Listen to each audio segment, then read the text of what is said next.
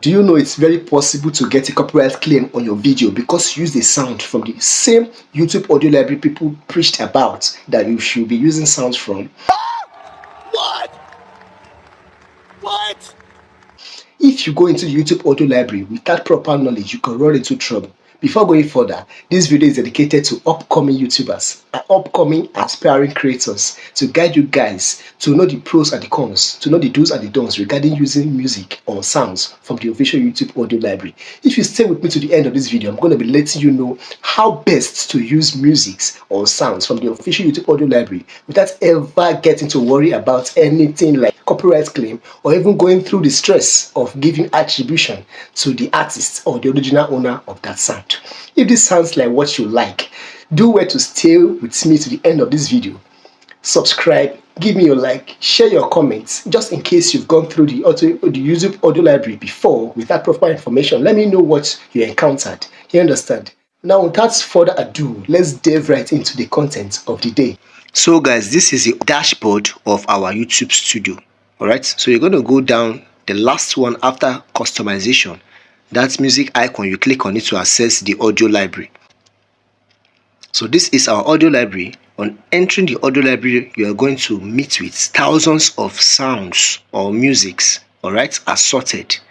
They are all mixed together until you are going to filter the one that best suits what you're looking for.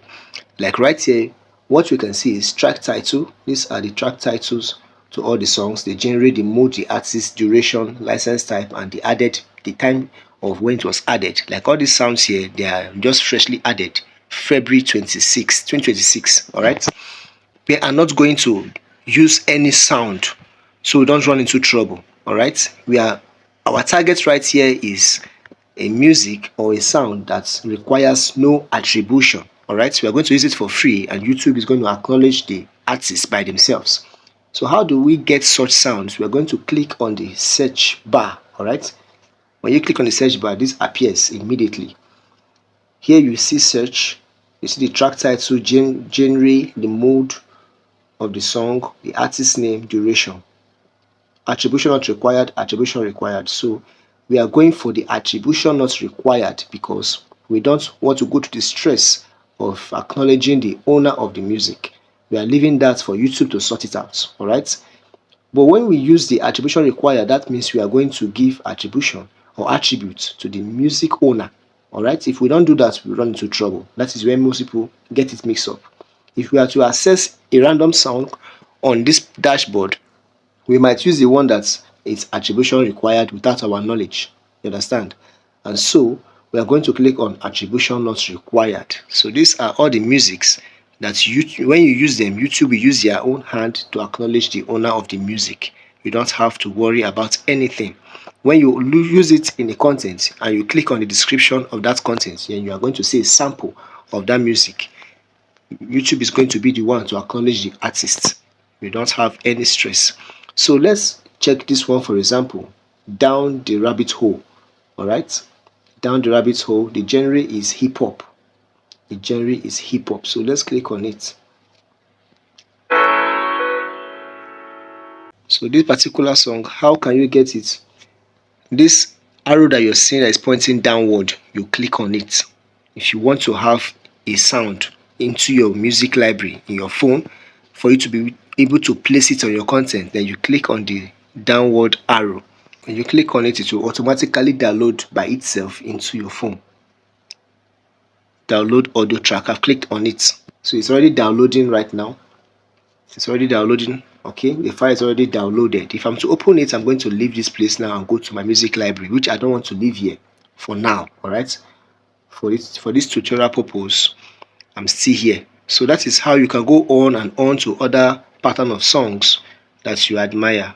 Like these ones you are seeing down here, they were uploaded August 2025. That was last year. All right. When they are freshly updated, they will be at the top. Then the old ones will be at the bottom. So that is how it works. So guys, let's check the license type of this music. As you can see, YouTube audio library license of this particular song says that you can use this audio track in any of your videos, including videos that you monetize, no attribution is required. YouTube may credit the artist and link the audio library from your video.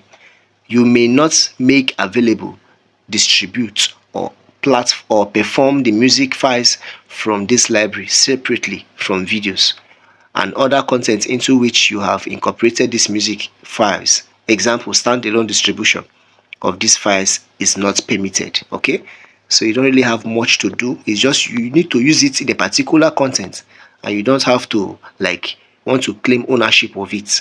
It's made to create content with it, and YouTube is the one to give attribution to the particular artist or owner of that music. That is just it. So you might be wondering, what is the use of these stars that you are seeing over here? So when you start a particular music, it's like you're making it your favorite. Alright, so let's start this one, for example, the rabbit hole. We have started it. Alright, so you now go up and you see this music, sound effect, and start. You go into the start, and that is it. The music we have started, it appears here. So it's just like a way of, if you're not ready to download it immediately, then you can be starring. You can just start them. You click on the star and they appear here. They gather themselves waiting for you to download them into your phone. It's that simple. It's like to create your own playlist.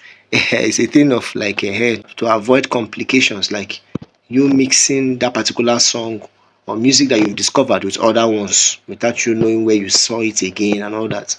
It's just to make it easy for you to reach out to your best musics on the YouTube audio library.